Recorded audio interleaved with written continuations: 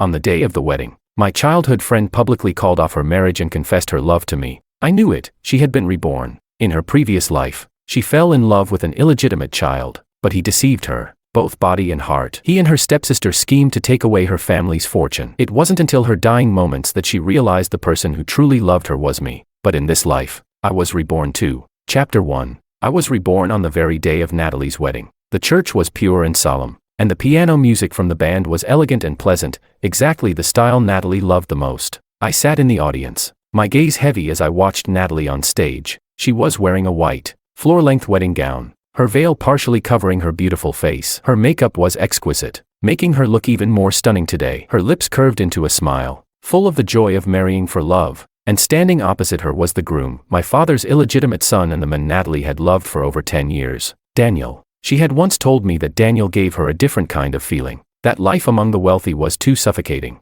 and only the simple porridge Daniel made for her gave her a sense of warmth. And today, Natalie was bringing all her mother's inheritance into her marriage with Daniel. The wedding proceeded like a well-rehearsed performance until the officiant asked Natalie if she was willing to take her vows. Suddenly, her expression changed. She rushed off the stage in a panic, her long wedding gown almost tripping her, but she scrambled forward, as if terrified of losing something. I watched her calmly as she dashed toward me, and just before her delicate fingers touched me, I stepped aside. Her eyes dimmed for a moment, but she quickly lifted her head, pretending to be strong. Her eyes, reddened with emotion, gazed at me deeply. Gabe, I regret it. I just want to be with you. I love you, and I know you love me too. I glanced at Daniel, who had chased after her, my voice cold and resolute. Sister-in-law, please respect yourself. With that, I turned and left without looking back. Natalie cried out, trying to catch up with me, but the long train of her wedding gown tangled around her. Her freshly minted husband grabbed her hand, preventing her from getting even an inch closer to me. Chapter 2.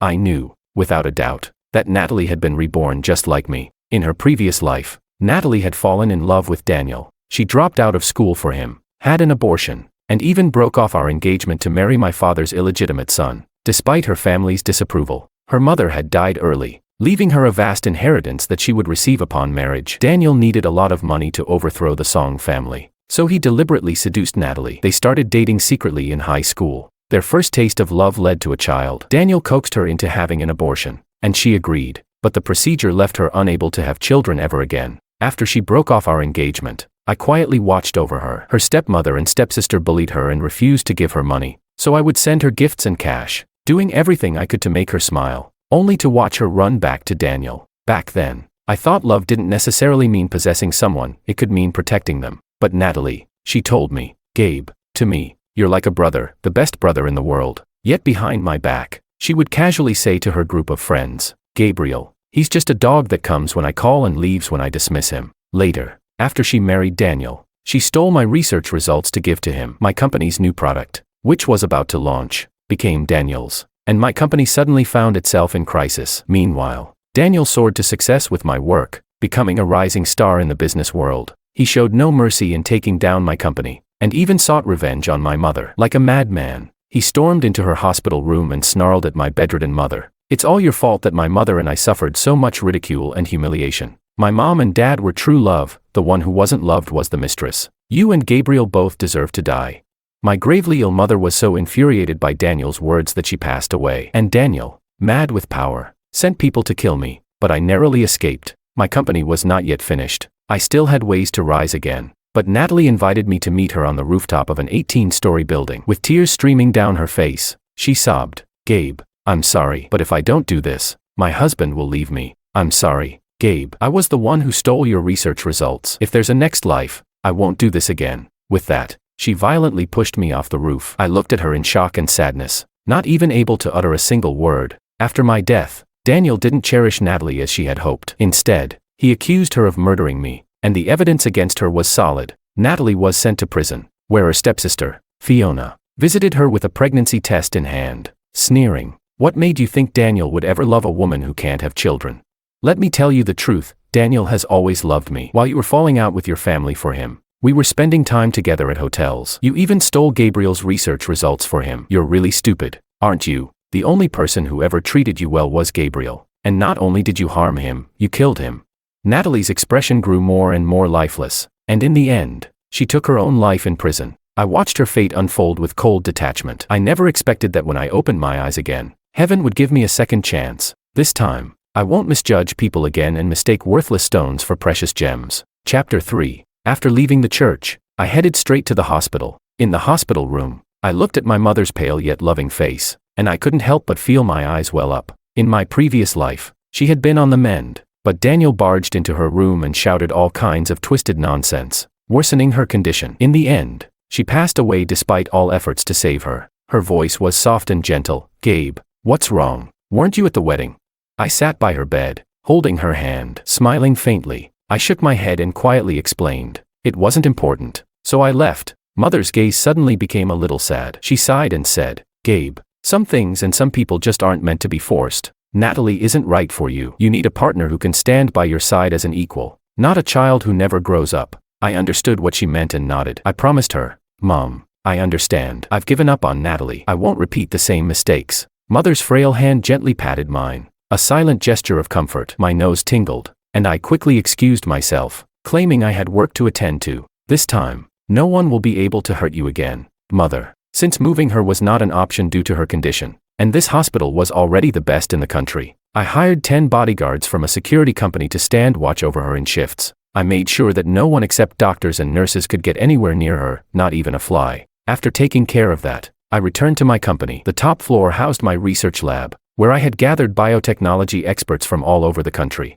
At that moment, my research was just one step away from success. Using my knowledge from my previous life, I finished compiling the results in less than 2 hours. The research combining biology and technology was something I had been working on since high school. In my previous life, I developed the most compatible data for the human body. This technology would allow humans to integrate with an AI brain, achieving true connectivity where the human mind could perform tasks like a computer. In my previous life, Daniel only managed to steal my results. He rushed to release the AI brain ahead of me, causing my company to lose billions in investments and sending my shares plummeting. However, he couldn't develop the necessary firewall. I had deliberately delayed releasing my findings because the final encryption for the firewall hadn't been set up yet. But Daniel, always hasty and reckless, never realized that. At first, the limited release of the AI brain earned him widespread fame. But as more people started using it, the lack of firewall coding allowed hackers to break through. Many users were harmed. Some experienced brain data leaks, while others suffered brain death. Several prominent figures, even government officials, were affected, and Daniel's reputation took a nosedive. At that time, I had developed the firewall code and was planning to make a comeback. But Natalie tricked me into going to the rooftop, where she killed me. The experts in the lab were ecstatic upon seeing my completed results. "Boss, you're a genius. You finished the coding in under 2 hours. Oh, my God, Mr. Song, you're as fast as God himself." I shook my head with a smile. The remaining progress had been researched in my previous life with the help of these experts. In this life, I simply rode the wave of memories from my past. Chapter 4. That evening, our entire lab went out to celebrate. In a private room of a fancy restaurant, the experts, drunk and embracing one another, were elated that the years of research had finally borne fruit. Using the excuse of needing a cigarette, I left the room. To my surprise, I bumped into Natalie on the balcony. Natalie and her group of friends were having dinner, and her voice was loud. Just as I was about to leave, I heard her say, "Anyway, in this life, I'll only marry Gabriel. You all need to help me figure out a plan." One of her friends chimed in, "With a face as stunning as yours, even I, a girl, can't resist. How could he be indifferent?" Another friend added, "He's probably just jealous of you marrying Daniel. Just go coax him. He's pampered you for so many years. He'll definitely soften up." A third friend suggested, "Why not just take it to the next level and sleep with him? How could he back out after that?"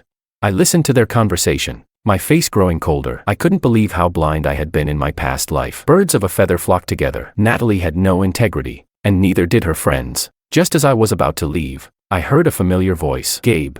I turned around, my face still stern, and Natalie threw herself into my arms. She looked up at me, her face pitiful, and said, "Gabe, why aren't you saying anything? Are you still mad at me?"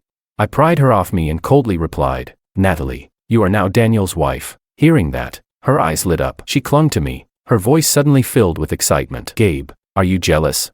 Please don't be jealous. Okay, I've already called off the wedding. In this life, I'll only marry you." Her voice was artificially sweet, and she rubbed herself against me as she spoke. Her ridiculous words made me laugh bitterly, and I couldn't help but ask, "What makes you think I'd marry a woman who's already been divorced?" She fell silent, speechless. I, she stammered, unable to refute me. At that moment, Daniel and her stepsister Fiona suddenly appeared. Natalie, you just got your marriage certificate with Daniel, and now you're already looking for another man. Fiona was indignant, and Daniel's face darkened. He grabbed Natalie and angrily said to me, Gabriel, she's my wife, your sister-in-law.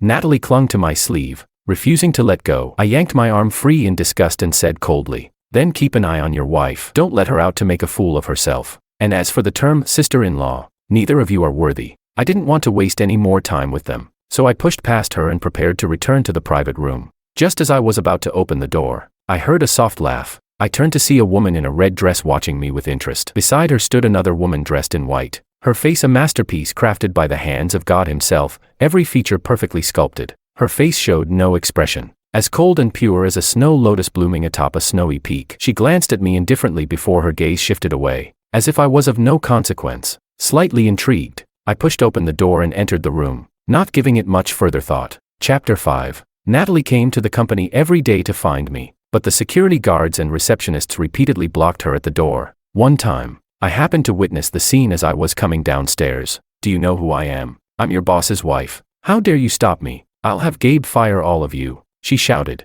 She was carrying a delicate lunchbox and had light makeup on, just the way she thought I liked. Growing up together, she believed she knew my preferences inside and out. She dressed like a college student, thinking I loved her most in her purest form. As I walked over, Natalie rushed toward me as soon as she saw me. She sneered at the receptionist and security guards, saying, Gabe's here to pick me up himself. Just wait and see, I'll make sure he fires you. I pulled my arm out of Natalie's grasp and calmly said to the security guard, if there are people causing disturbances and affecting the company's atmosphere, just throw them out. If they keep harassing us, call the police. With that, I walked away without sparing Natalie even a glance. Her lips trembled as she bit down on them, her eyes filling with tears. She grabbed onto me again, unwilling to give up. In a low voice, she asked, do you really not like me anymore? You've loved me for so many years. A cold smile curved my lips as I replied mockingly, I must have been blind. I shook her off and quickly walked away. I couldn't understand how she could act so shamelessly, still thinking she could be with me after she destroyed my entire life for another man and even killed me before I died in my previous life. Knowing that the research project I had worked on for nearly 10 years had been handed over to Daniel for her foolish love had already extinguished any love I once felt for her. I also knew that taking revenge on a woman whose mind was consumed by love was useless. The real person who harmed me was Daniel, and in this life, I won't let him off. I will make sure his end is far more miserable than mine in the past.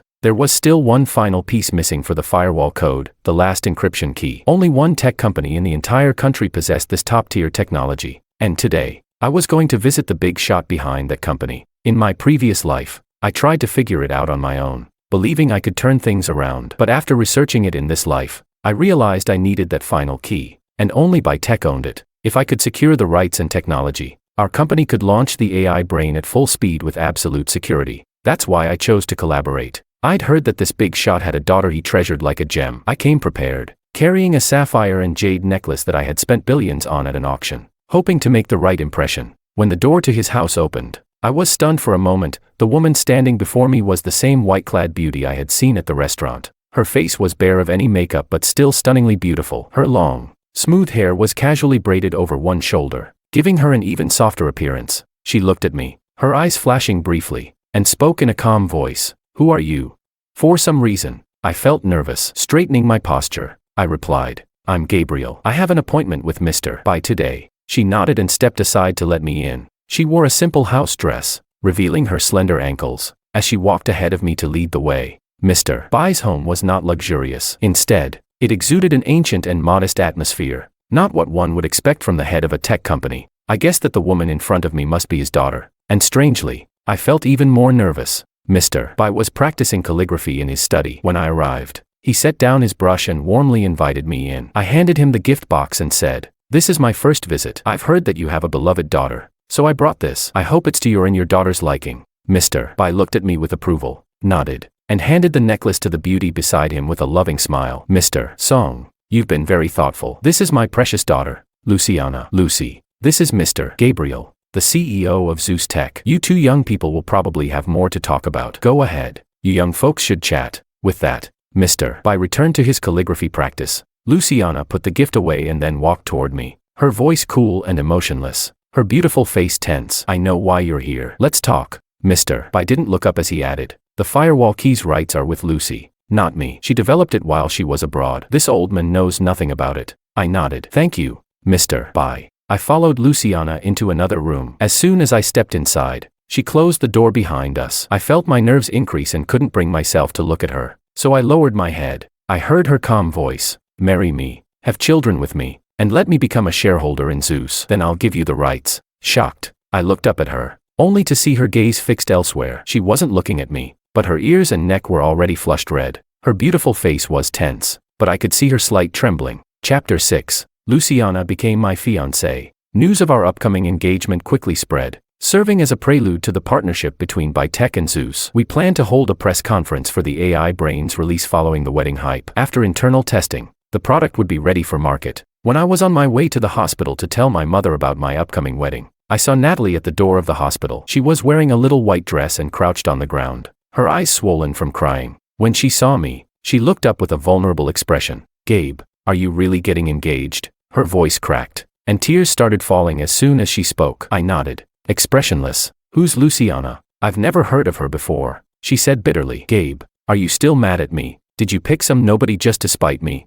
I wondered if she had lost her mind. Instinctively, I defended Luciana. Watch your words. Miss Bai will soon be a shareholder and the lead scientist at Zeus. She doesn't need you to know who she is. You gave her shares, Natalie screamed. You never gave me any. I looked at her, speechless, and walked into the hospital room. She tried to follow me, but the bodyguard stopped her. Just then, I received a call from Luciana. Gabriel, I'm near the hospital. May I visit your mother?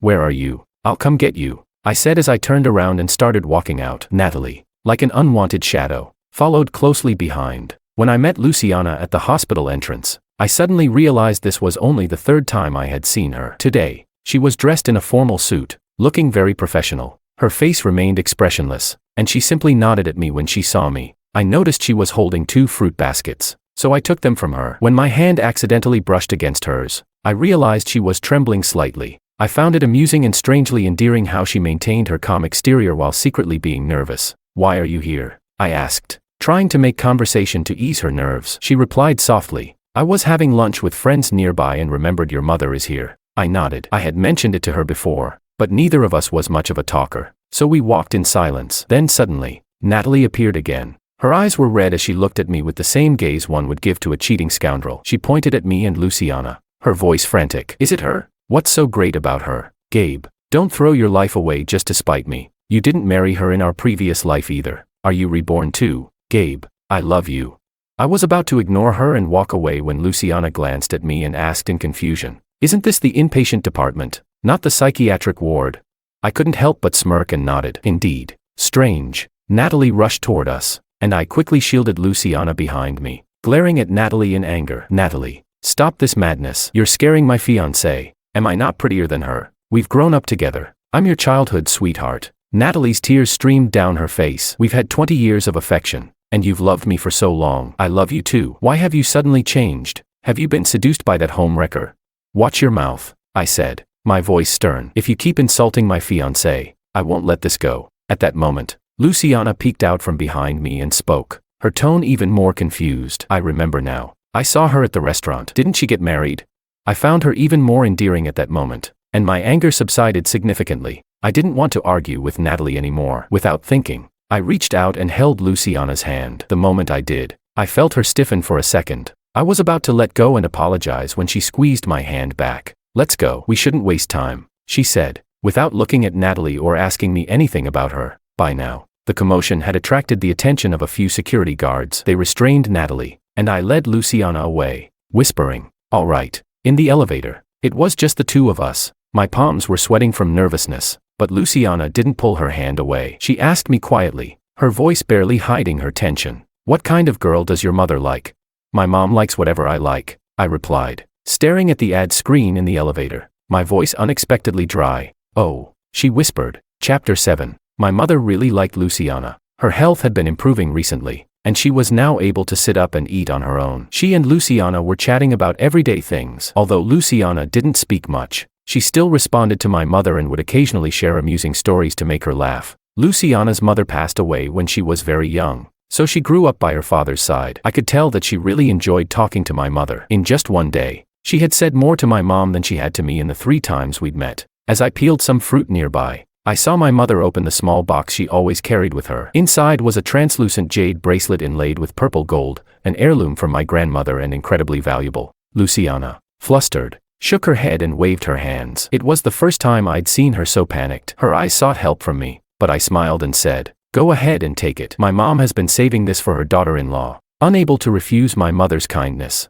Luciana reluctantly put on the bracelet. I knew why she felt awkward accepting it. It was because our marriage was a contractual one. Mr. Bai, her father, was growing older and had been diagnosed with early-stage liver cancer. He didn't want to pass away without seeing his daughter married and holding a grandchild. So he had been pushing for Luciana to go on blind dates. Luciana had no choice, and when she ran into me, someone she already remembered from the restaurant, she saw an opportunity. I, on the other hand, needed something from her, so we agreed to get married, have a child, and once the baby was born, we would divorce. For me, it was a win-win deal, so I agreed immediately. After all, we were going to get married, so I shared my family background with her, how my parents divorced, and I stayed with my mother, and how I built my own company. My company was my creation from the ground up. My father was what you'd call a phoenixman, and when he divorced my mother, he took most of her assets and reunited with his mistress and their son. After that, my mother became depressed, which led to her illness and hospitalization. With my grandfather's financial support, I founded my company and grew it to surpass my father's Song Corporation. Since my mother stopped managing it, Song Corporation has been teetering on the edge, which is why Daniel, who had just taken over, hated me so much. He was obsessed with surpassing me, as if that would somehow erase the fact that he was an illegitimate child. To top it off, he found Natalie, a woman who just got their marriage certificate, and was already plotting to cheat on him with me. "Gabe, go see Lucy off," my mother said to me. "You've got things to take care of, so don't worry about me." I nodded and agreed. As soon as we left the hospital room, Luciana grabbed my hand, and for the first time, I saw a slightly anxious frown on her face. "That Natalie, is she really your childhood friend?" I looked down at her and nodded. She must have heard something from my mom. "Do you still like her?" Luciana asked, suddenly turning her head away, her voice surprisingly tinged with frustration. "I don't want my husband thinking about another woman. If you still like her, let's call off the engagement. I won't give you the rights either." I didn't respond right away. Instead, I led her to the parking garage. When we reached my car, she looked at me in surprise. "You," she began, but I interrupted her. "Get in the car. Let's go eat," I said. She fell silent and got into the passenger seat, staring out the window. "Buckle your seatbelt." She turned to me, her expression a bit odd. I pretended not to notice. She let out a small sigh, fastened her seatbelt, and then turned her gaze back to the window. I smiled to myself. Finally, on the third glance she cast my way, I broke the silence. "I don't like her anymore." She blinked, waiting for me to continue, so I added, "I used to, but after she got together and married my father's illegitimate son." I stopped. "Oh." Her voice was calm, but when I glanced over at her, I noticed a small smile playing on her lips. What did she mean by reborn? She asked again, half joking, half serious. I replied, "Exactly what it sounds like. In my previous life, I was betrayed by those I trusted, but I've been reborn in this life, and I'm back for revenge, determined to take back everything that was mine. Want to hear more? Pay me $50, and I'll tell you all about my plan for vengeance." As we stopped at a red light, I felt something soft and delicate touch my hand. I turned to look at the owner of the hand, but Luciana had already turned her head away, acting as though nothing had happened. I smiled, grasping her hand in return. We didn't speak for the rest of the drive, but I could tell Luciana was in a much better mood. Chapter 8. On the day of our engagement party, Luciana wore the white custom-made dress I had given her. The styling enhanced her already otherworldly beauty. When I saw her, the first words that slipped from my mouth were, "You look beautiful." She pretended not to hear me and tried to walk past, but I pulled her by the waist, deliberately teasing her. She looked up at me, blinking her big, innocent eyes. I felt a sudden impulse to kiss her lips, but just then, the door to the lounge opened. The person who entered was familiar, the woman in the red dress from the restaurant. Today, she was dressed in a subtle Chanel-style short skirt. When she saw us, she exaggeratedly exclaimed, "Oh my God, I shouldn't have come in here. I'm going to get an eyeful."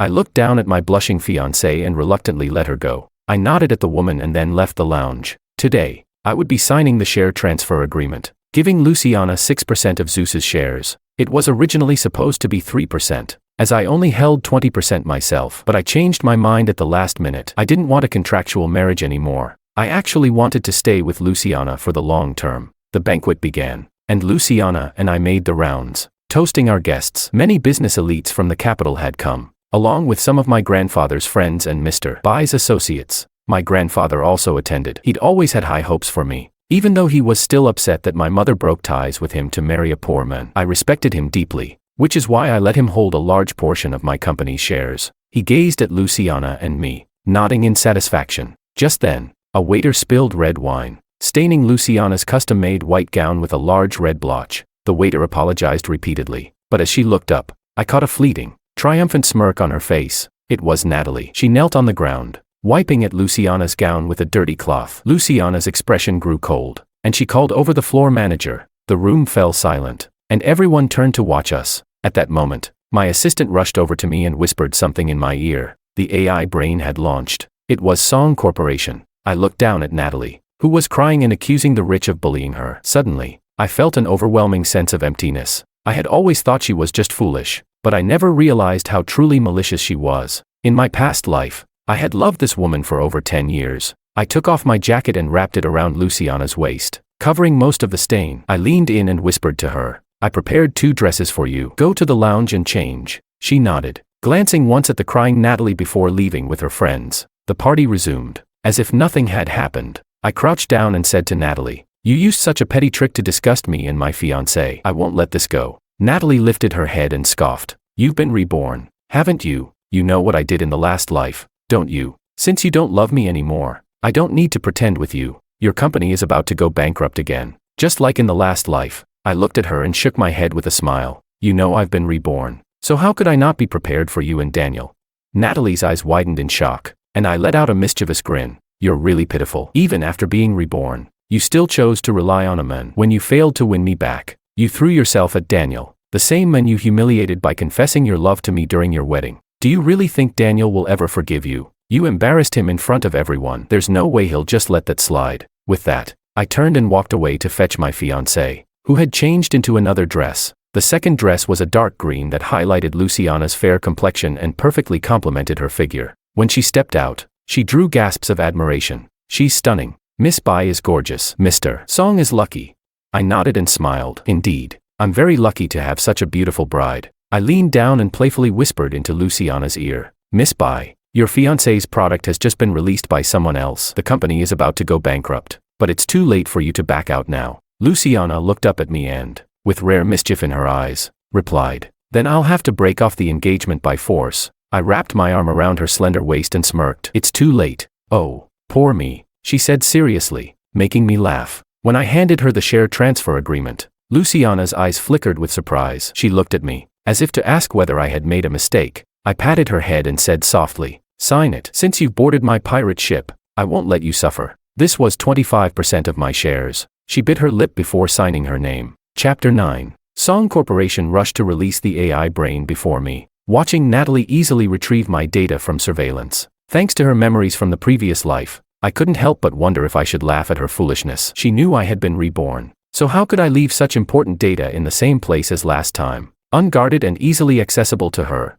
But unlike the small-scale success in the previous life, Song Corporation's AI brain this time was almost like a half-finished product. It couldn't even connect properly to the brain, and some users experienced severe headaches right after connecting. In an instant, Song Corporation was trending on social media, being ridiculed. At that moment, Zeus Tech released an official lawyer's statement online, declaring that the company's files had been stolen. It accused Song Corporation of using unauthorized code and irresponsibly launching an unfinished product, putting consumers at risk. This became a massive scandal online. Everyone knew about the dispute between Song Corporation and Zeus Tech. At the peak of the buzz, I posted an article under my mother's name. The article clearly detailed how my father, Lucas Song, a Phoenix man, had deceived my mother into getting pregnant before marriage and forced her into marrying him. After their marriage, he cheated on her and emotionally abused her, pushing her into severe depression. Lucas used my mother's dowry to establish Song Corporation. At its height of success, he kicked both my mother and me out, welcoming his mistress and illegitimate son into the home.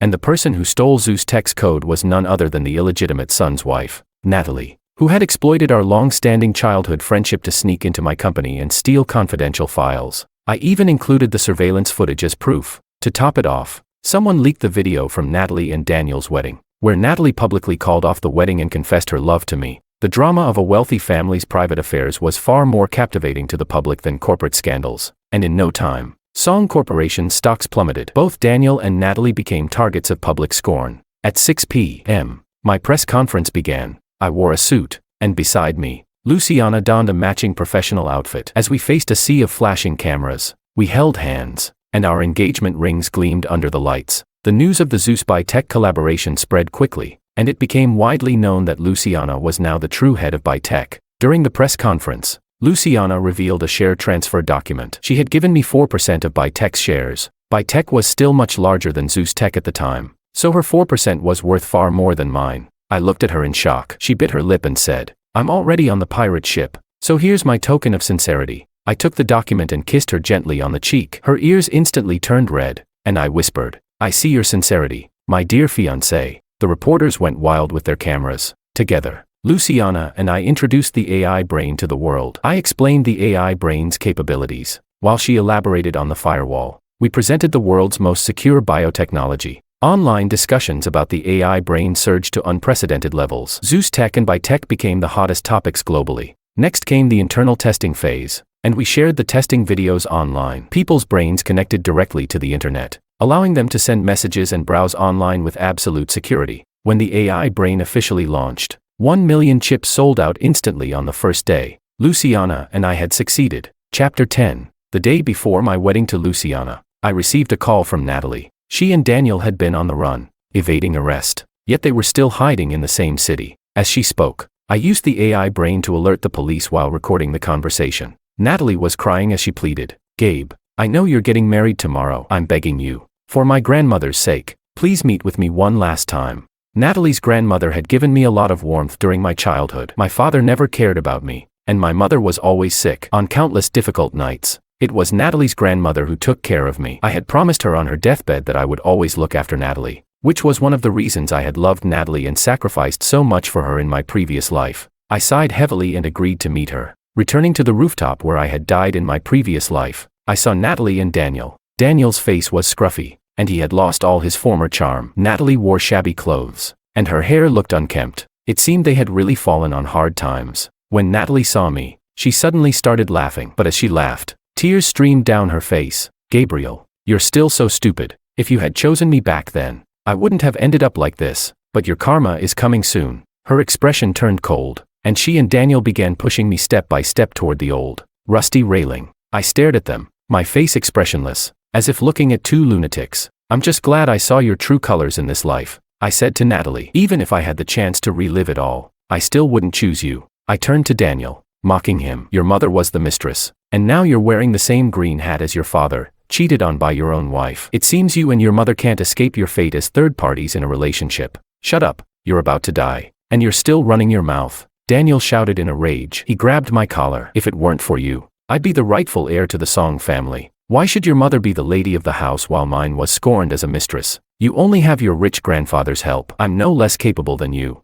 Then why do you need a woman's dowry to save Song Corporation?" I retorted, laughing. "You can't succeed without using women to cheat and steal. And now, to kill me, you had to rely on a woman's ploy to lure me here. Daniel, is your success always dependent on women?" Daniel's eyes bulged in anger, and he yelled, "And what about you? Aren't you just marrying the Bai family's daughter? Aren't you just a joke of a live-in son-in-law?" I grinned broadly. "I married for love, something you'll never understand. And as for being a son-in-law, at least I married into a powerful family. My wife is the #1 female billionaire on Forbes." "Who did you marry? A woman who dropped out of high school for you and couldn't even get into a third-rate college?" "Shut up," Natalie screamed. "Kill him." The next moment, the police stormed in and pinned the two of them to the ground. Suddenly, I felt someone rush toward me, and a familiar figure threw herself into my arms. Her beautiful face was full of worry, her eyes red as she pounded on my chest for the first time without holding back. "Gabriel, were you planning on making me go to the wedding alone tomorrow? How could you do something so dangerous without telling me? Do you think you're invincible? You're supposed to be a good son-in-law. From now on, you'll tell me everything."